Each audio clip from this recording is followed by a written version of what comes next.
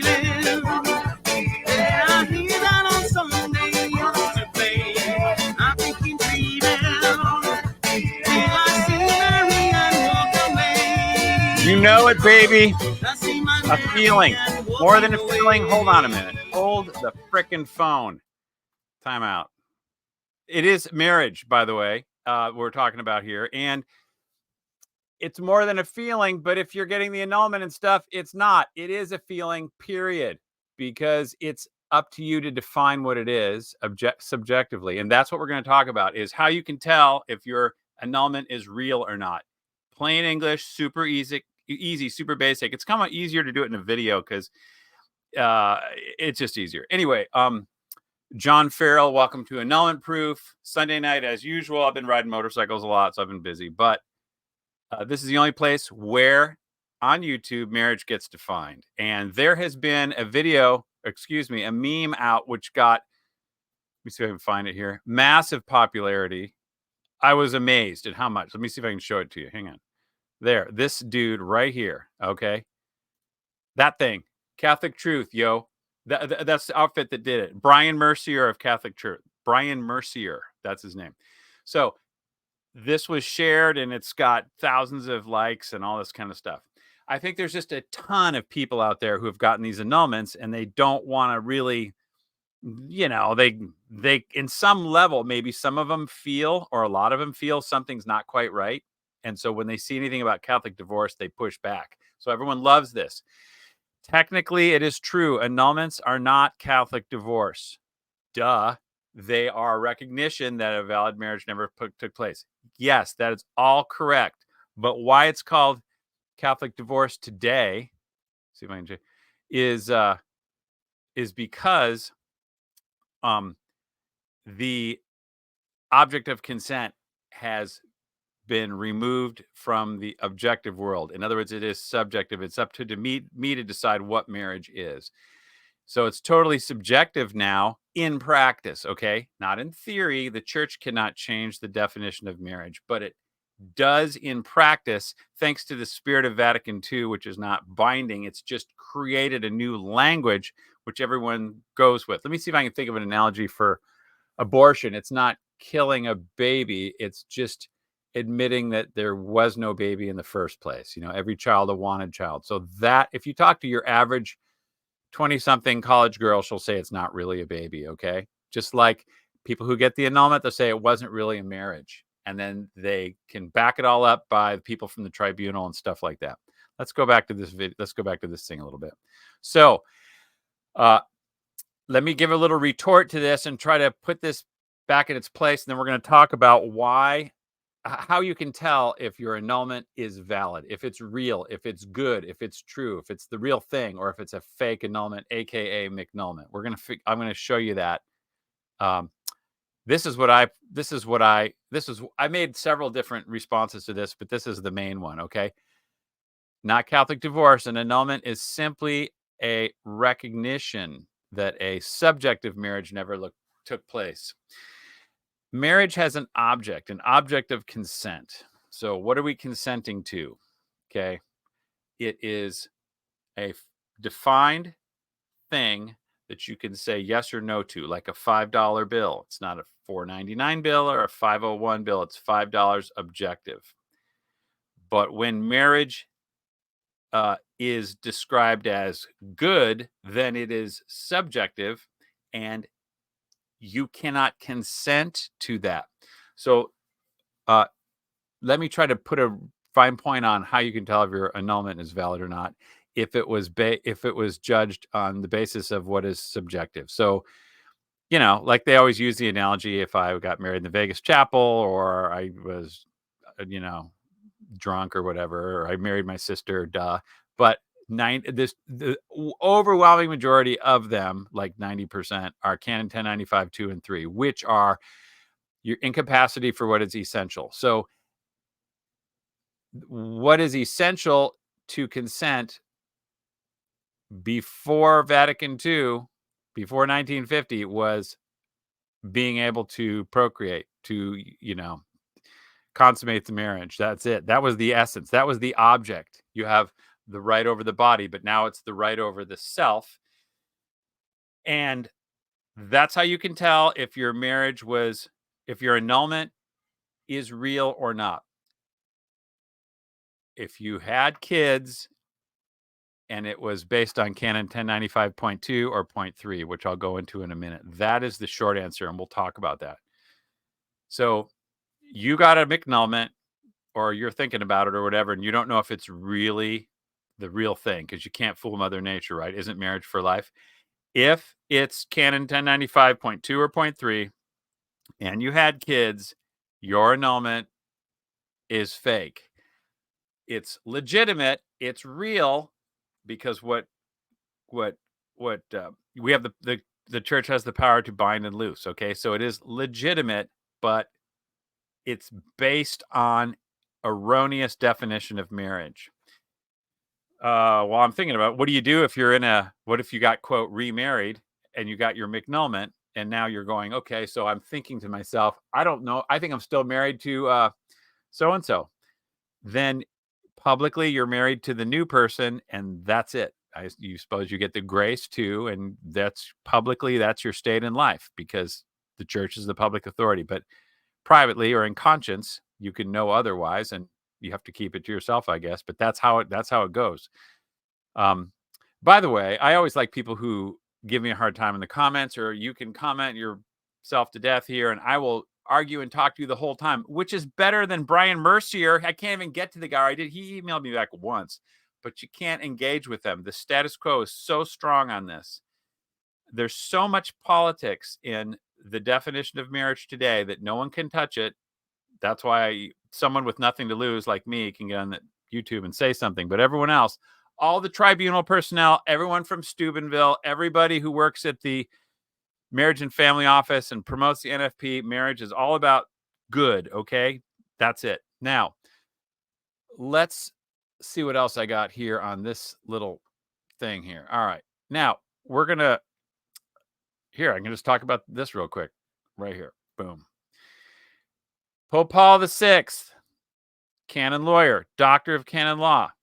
Okay. He's not all bad. You know, he was a mixed bag on the whole marriage thing and stuff, but he came to the Roman Rota. Let me put myself on here a little bit. Roman Rota 1976, they give an annual address to the Rota, and he said marriage exists independently of love. Okay. So, because he knows the law and he's trying to put the genie back in the bottle, because all this love wins business means marriage is up to how you feel. And let's read what he said about this topic. This is where I got the quote from the Latin. Okay. It's right there at the Vatican website. Can you see my mouse? I don't know if you can. Maybe you can. Anyway, so, well, there it goes. Okay. It must be completely denied. What must be completely denied? The subjective element. Anything subjective must be completely denied when you're defining marriage. That is what he is saying. Such as conjugal love, that marriage no longer exists as a juridical reality. Okay, juridical reality, that's why you go to the tribunal, because marriage is law. We must go to the lawyers to judge it, okay?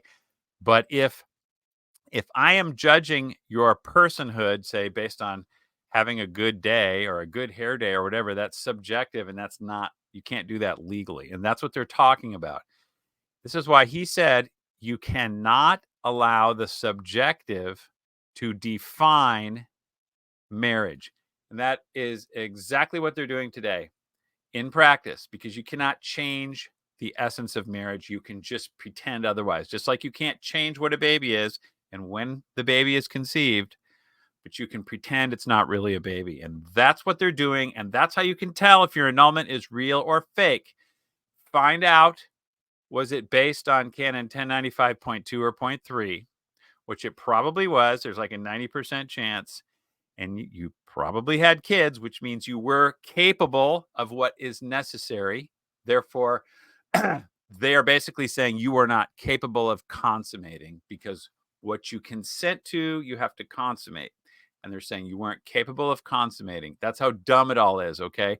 But people want their annulment. People want their NFP. People want their love-based marriage so bad. They're just like abortion. They're willing to look really hard the other way to keep it going. While I'm thinking of it,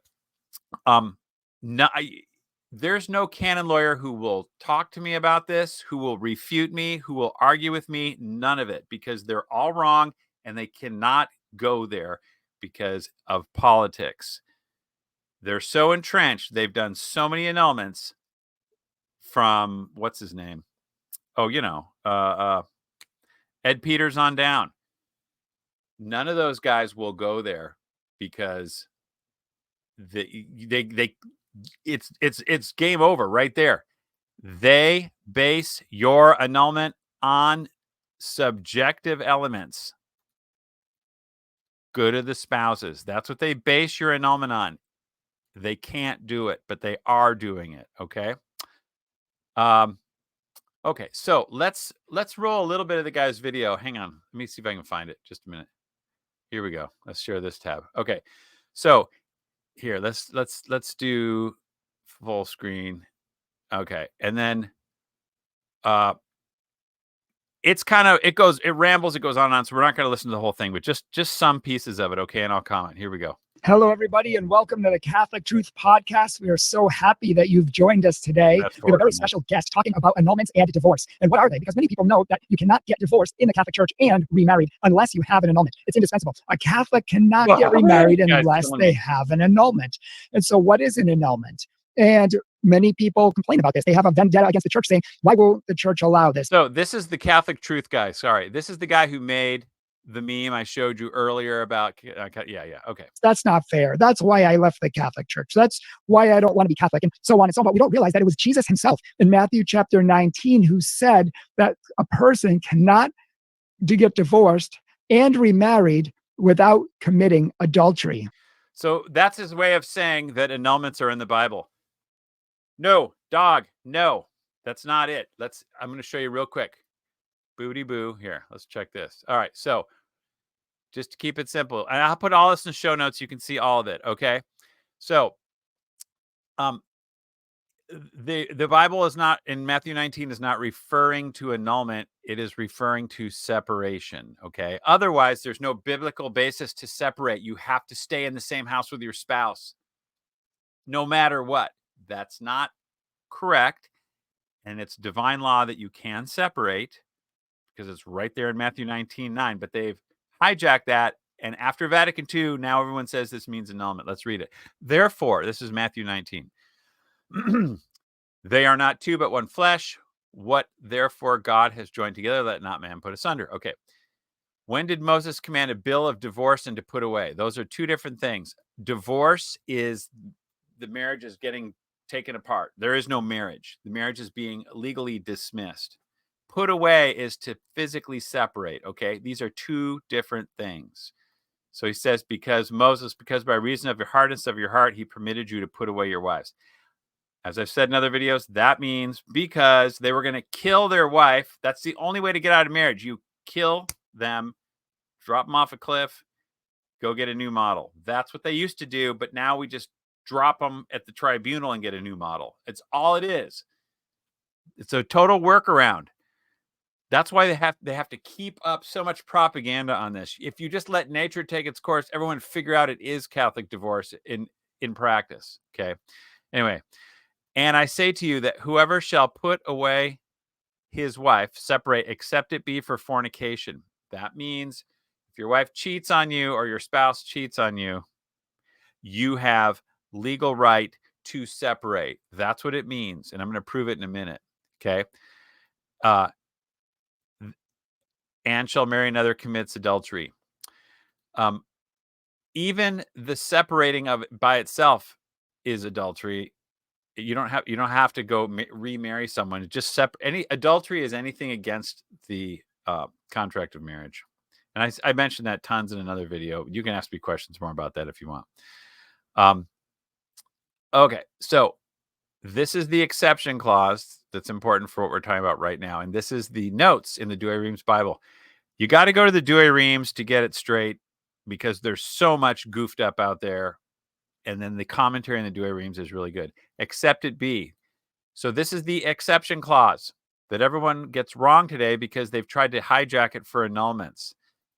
except it be in the case of fornication, that is adultery, not invalidity. Okay. Obviously, you can't separate from your spouse because you think it's invalid. It's like doing the autopsy before you're dead. Doesn't make any sense. The wife may be put away. So if somebody cheats, your spouse cheats, you can separate. Okay, but you cannot marry another as long. So because they've blown open the, how should I put this? Let me think for a minute. It's once you've taken marriage out of the objective and made it subjective, you no longer have a contract to live together. Therefore, there's no injustice in putting away. So it's no longer adulterous behavior to basically abandon your spouse because there's nothing to abandon, okay? Because you have no rights and duties. You have subjective essence of marriage. There's no black and white as to what it is you're committing to. It's subjective. So everything's out the window as far as law. That's why they say you can, if you think the marriage is invalid, you can bail. Makes no sense. And that interpretation of the Bible has never existed since the beginning until 1965.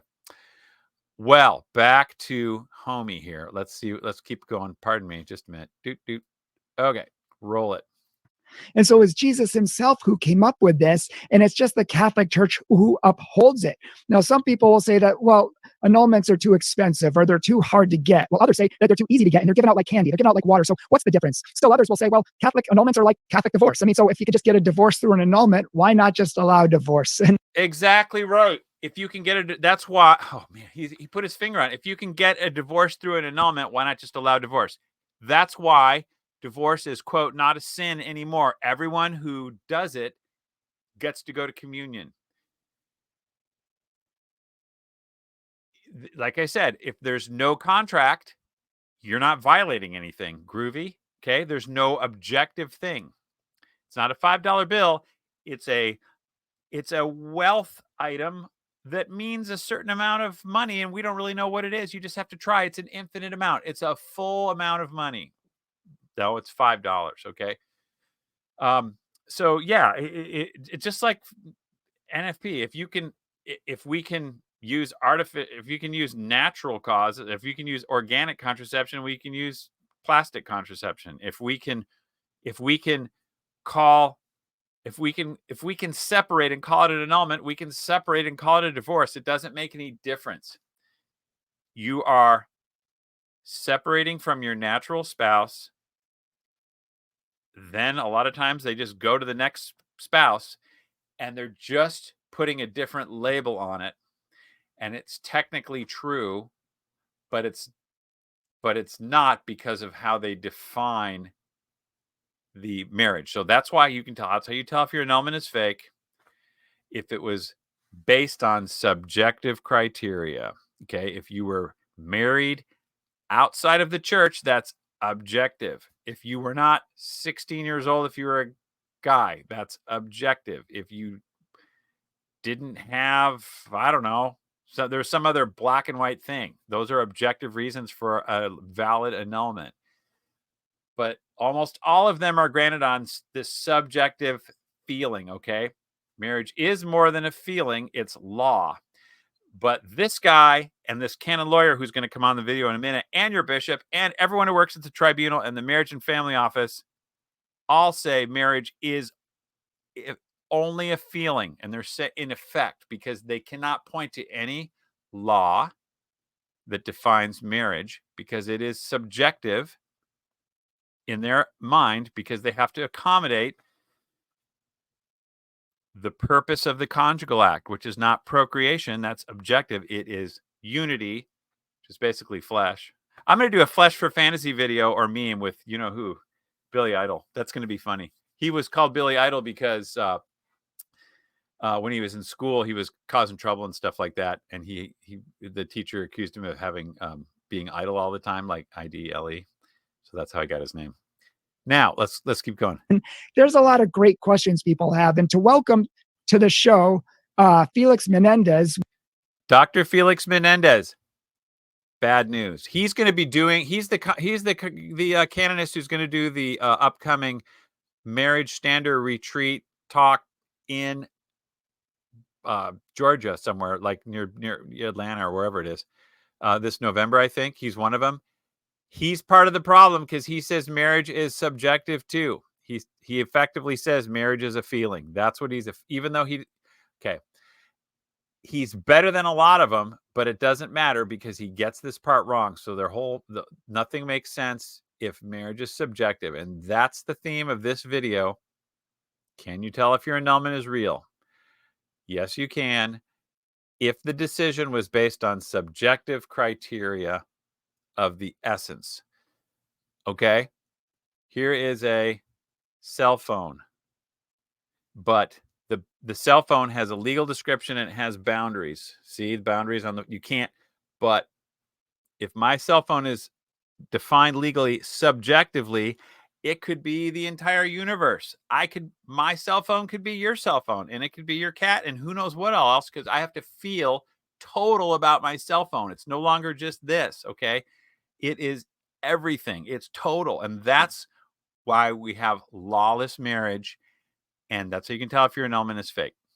Okay, hold on. Here we go. We want to welcome him because he is a canon lawyer. He is going to answer all of our questions on this. Felix Mandez was born in Spain. He obtained an STL with a specialty in moral theology and a JCD from the Ecclesiastical University in Spain and a master's degree. Like they say, you lose your common sense by degrees. So all these guys, they're basically programmed by the politics of the new definition of marriage, which is subjective, which is why you have to fill out papers and miles of stuff to get your annulment, because it used to be as simple as, could you make babies? Then it's valid. You have capacity. That's all you need to be able to do. What you consent must be consummated. And if you lack the brain power, you don't know what you're consenting to, or you have no capacity to consent to it, you cannot consummate it. So all these annulments are saying you have not consummated. That's how stupid it is. But it's like right in front of their face. It's kind of like if you take an aborted baby and put it right in front of their face, the abortionists, they'll say, that's not a baby. We didn't kill a baby. That's how dumb it is. But now they're starting to admit it because it's obvious. People are starting to kind of admit this thing. I'll bet you this can't survive. It's too stupid. It's so stupid. But there's so much riding on it because there's the consciences of people. There's so many annulments, so much NFP, so much love-based activity that has to happen that you can't put the genie back in the bottle now. So they're just trying to continue to pretend it's working. Like open up the southern border and just pretend it works. It might work for a day, but it ain't going to work for 50 years. Hang on. Degree in international relations from Catholic University in Germany. He has worked for many years. Here we go. Okay, can you explain the difference? Yeah, sure. Thank you. Let me read to you from. By the way, I've tried to email him. I have emailed him. He basically says, "Hey, no more comments, dude. I'm not talking to you." That's his thing. Because I pinned him down. He's like, "No." From the Code of Canon Law. Okay, this is a very, very a boring law. It's Canon 1055. Okay, the matrimonial covenant. So this contract. Okay. All right. So he's reading the law. Obviously, the matrimonial covenant / contract. He put the word contract in there. He is correct. It is a contract. A covenant is simply in this case, a solemn contract, which means it's guaranteed by God, which means God is holding the bag on. Not guaranteed by God, but you're going to offend God if you offend this contract. That's what it means. It's all it is. So marriage is a contract. It's a solemn contract, okay? Okay, the matrimonial covenant by which a man and a woman establish between themselves a partnership of the whole life. Okay, so he's just describing marriage, where a man and woman establish between themselves a partnership of the whole life. No one can define what a partnership is legally in marriage. What is a partnership? What they say is it means there's no one in charge. No one gets to wear a veil, because that would mean submission. You know what I mean? Marital debt is out, because that cramps everyone's style, because it has to be an equal partnership, right? Because it's all based on love, like I said. Anyway, so let's continue. And which is ordered by its nature to the good of the spouses and the procreation and education of the offspring. So there's the problem right there. He's reading the new code of canon law, which says that this marital partnership, or whatever, is ordered by nature to the good of the spouses and the procreation of education of children. That's the slippery, weird, yucky part right there. It is ordered toward procreation primarily, okay? And it's ordered toward everything else secondarily, which means the legal essence is what is primary, because something has to exist first, and that is what is primary. Independent. Otherwise, whatever must come first. Like, what comes first, God or the earth? Duh. God is essential. The earth is secondary, and it depends on God. So good of the spouses depends on procreation, not the other way around. But when you say marriage is ordered towards good of the spouses and procreation, one of them has to be primary. And when you say NFP is licit, you necessarily make good of the spouses primary. So that's the whole problem right there. The legal essence of marriage was objective, procreation, and now it is subjective, good of the spouses. That's it.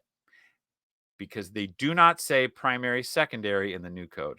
Spring has been raised by Christ the Lord to the dignity. Okay, so there it is right there. That's what, there's your classic canon lawyer just say, and they all say the same thing, that marriage is a partnership of life and love, ordered for the good of the spouses.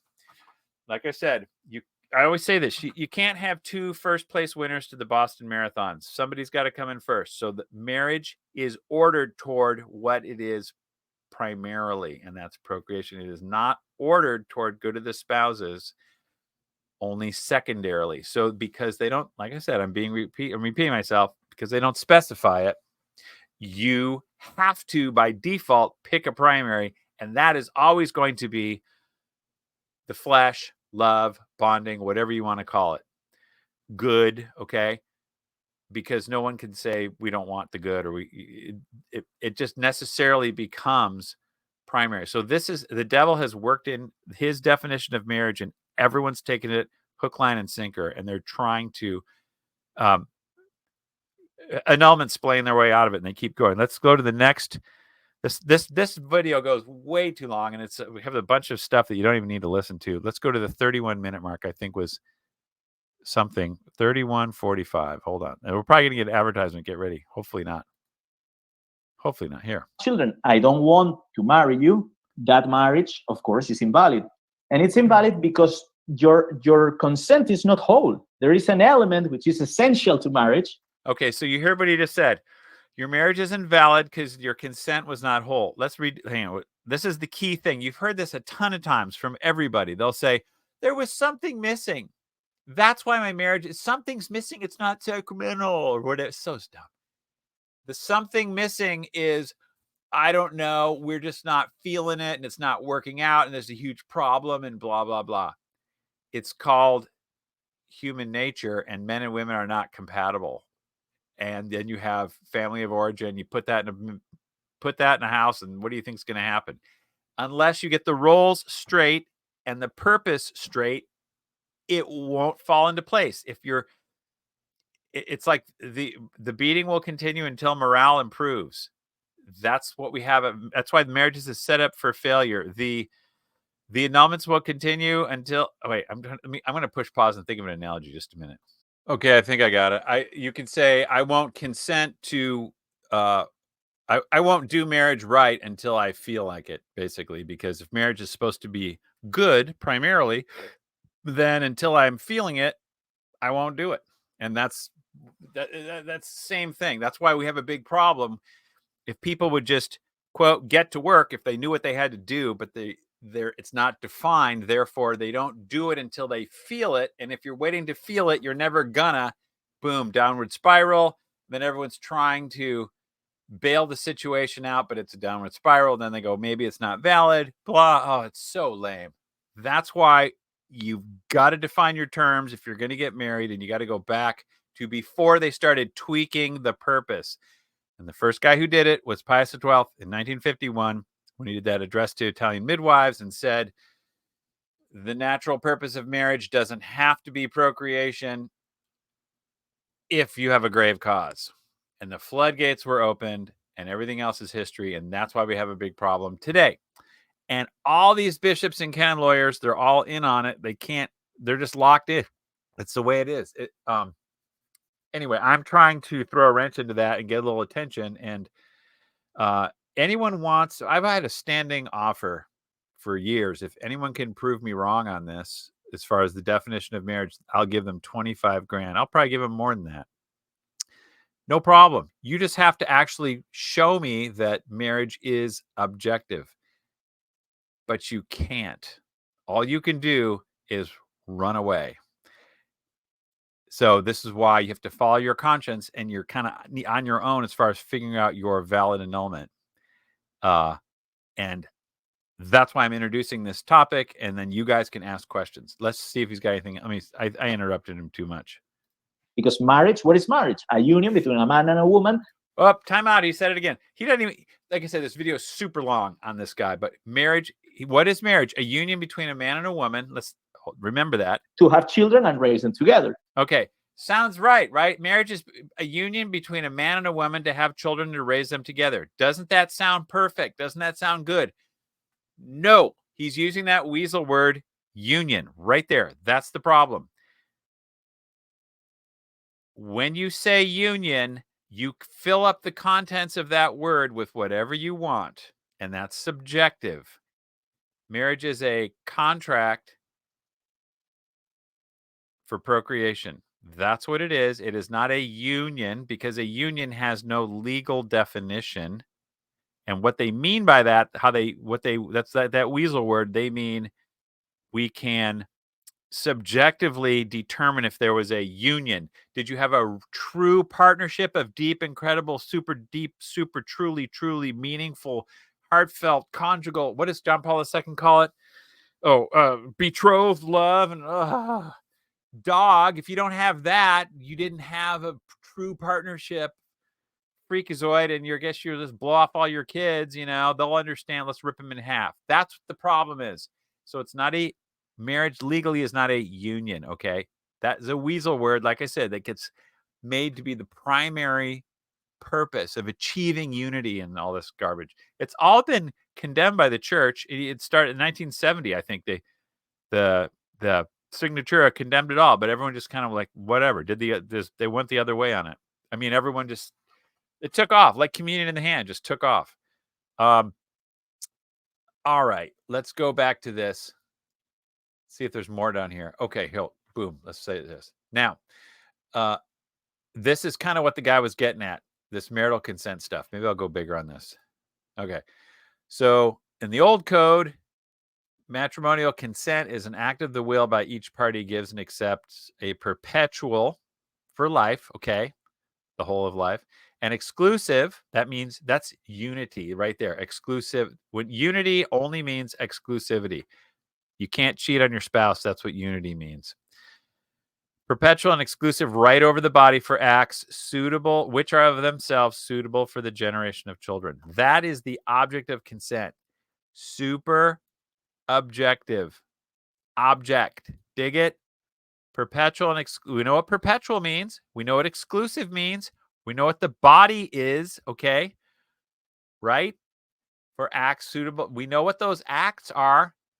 It's real easy. Can you say yes? Are you going to do you have the capacity for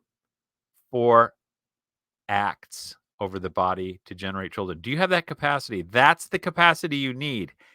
After you introduce NFP and call it legal, now you have to change what you need capacity for, because we need to change the purpose of marriage, which is no longer The right over the body for acts. It is the right over the self for communion and unity. Dig it? Now we've gone into legal jello, and it's whatever you want. That's how you can tell if your marriage is valid or not. Like I said, is it based on jello or is it based on object? Okay. Let's try to find the legal object in the new code right here. Matrimonial consent is an act of the will. So far, so good. By which a man and a woman, through an irrevocable covenant. Well, obviously irrevocable through a covenant. Okay. So these are just more words that they've put in there. They don't to mutually give and accept each other. So what we did here is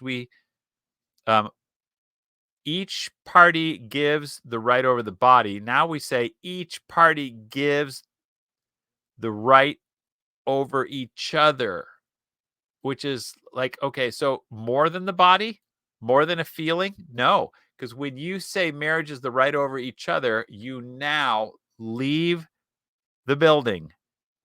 Nothing is objective, it's subjective. So it's the total self, okay? Who can possess their total self, let alone legally give it? So when somebody is not feeling it in marriage, it's not working out, things are bad. They're like, you are incapable of giving your total self, your other, yourself, okay? It's like the difference between your brain and your mind, okay? The brain is objective, the mind is, okay? So when you have made good of the spouses de facto primary, it has no definition. So it's the total self gift. It all sounds so groovy and great. And isn't that Trinitarian love? No, the Trinity did not enter into a marriage contract with itself for over rights and duties. Marriage is a rights contract. It's a solemn contract, but it's a contract. Let's take a look right quick here at this Canon 1095, which is, if you're watching this video and you had an annulment, at least 9 times out of 10, this is the annulment. This is the basis. Okay. Canon 1095, the loose canon, everyone uses it. If those are incapable of contracting marriage who lack sufficient use of reason. All right, that's never used for any annulment, barely ever, because nobody's that Looney Tunes that they don't know what marriage is. They're just like freaking bananas. No, this is the one that everyone uses right here. You are incapable of contracting marriage because you have a discretion of judgment. You don't know what the essential matrimonial rights and duties are. You don't know what they are. And that's why you didn't consent, because you didn't know what marriage was, okay? But we can see marriage is easily defined back in the old code. A right over the body for acts. Pretty frickin' simple. Most people, that's what they say, by the time you're 14 for girls, 16 for boys, you know what the right over the body for acts means. Not real tough. Objective, okay? So everyone gets this annulment today. Discretion of judgment concerning the essential matrimonial rights and duties. Your tribunal, your bishop, your canon lawyer friend cannot, I'll tell you right now, they cannot tell you what the essential matrimonial rights and duties are. They won't tell you because they have to accommodate NFP in the legal definition of marriage, which means it's for the good of the spouses, which has no legal definition. Therefore, there is no list of matrimonial rights and duties. Therefore, the list is endless. It goes to the multiverse and back, bro. Like Father Spitzer. Okay. So you can't, therefore, if things aren't working out, I must have had a grave defect of discretion because I can't do marriage and blah, blah, blah. And then here's the other good one. Therefore, and so you're like, okay, if I can't consent, if I don't know what my matrimonial rights and duties are, then I can't, what's the word? Hello. Consummate. That's how dumb it is. If you don't know what you're consenting to, then you can't consummate it. But they do consummate because everyone knows what consummation is. Okay, like this word abortion. Abortion doesn't mean killing a baby. It just means to stop something that's going on or whatever, to abort the mission. Abort drinking your milkshake, okay? So consummation is just a word that means to finish. So you have to finish what you started. That's all it means. Consummatum est. Essential. So that if these rights and duties, like I said, have to be defined. And if everyone thinks consummation is, what you do on your wedding night, then obviously you knew what those rights and duties were. And what are they? A right over the body for acts. That's all they frickin' are. But if you have to if your right is to give and accept each other, then you can't consent to that because you don't know what it is. So when it's all this is a get out of marriage free card, AKA Catholic divorce. Now let's go to the third one. Everyone uses this. These are the big ones. Canon 1095.3. Those who are not able to assume the essential obligations of marriage. Okay. They are not able to assume the essential obligations, but there are also essential rights. And I've said before, this word essential is key. Essence is the legal stuff of marriage. What marriage is. The essence of this cell phone right here is not the essence of this pen. Unless you can't define what the essence of this is, or it's open-ended, then it can be whatever you frickin' want. So if your essential obligations and or rights, because an obligation has to have a concomitant right to go with it, is not just the right over the body, but it's the right to accept each other. You can't define it. Therefore, if you don't want to you don't want to stay with someone, want a new model and all this junk, you can bail out because somebody was incapable of giving themselves to me, because obviously if they gave themselves to me, this wouldn't be happening. That's all this is. So just to beat a dead horse a little more, your annulment is fake if it's 1095, 2 or 3, and you had kids. That's how you can tell it was fake, because you could consummate. You knew you had discretion. That means you knew what it was. You knew where babies came from, because you consummated that right over the body. Whoops. You consummated that right over the body, and you were, and then or you were capable. You could, in fact, you had a body that actually did that. Okay. You weren't physically impotent, so you were capable. Like I said, if the object of consent is made subjective, it's like saying, you owe me a lot of wealth. You owe me total wealth. That's how much money you owe me, total wealth. Okay. And we don't know what that is. It's like if you, I guess, get a mortgage and then you find out, oh, I didn't know I had to pay that much.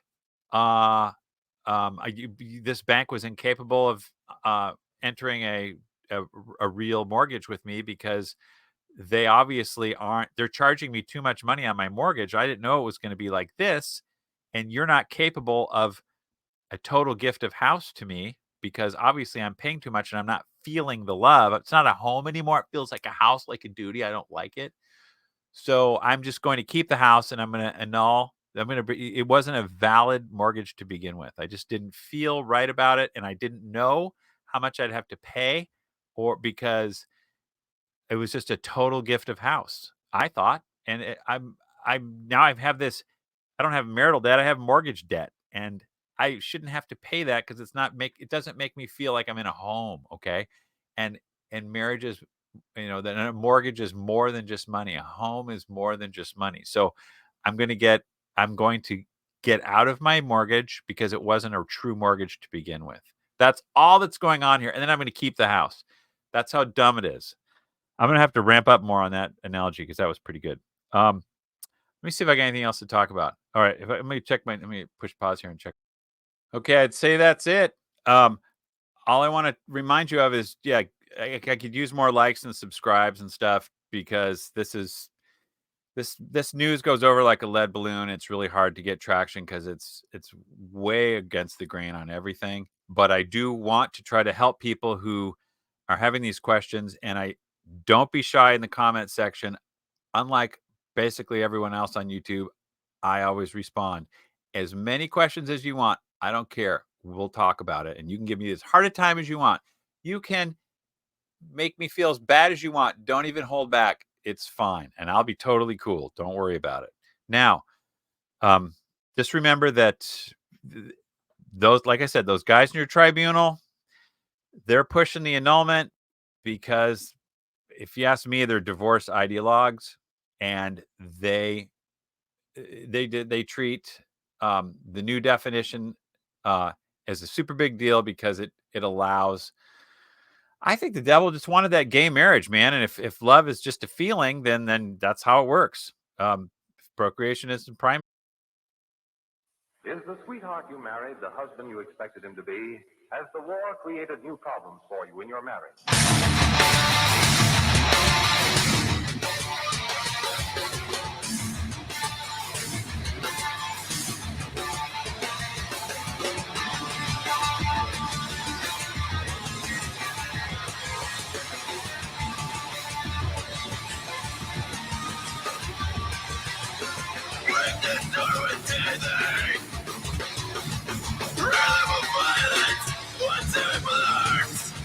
Reaching, land of snow, the condition worse.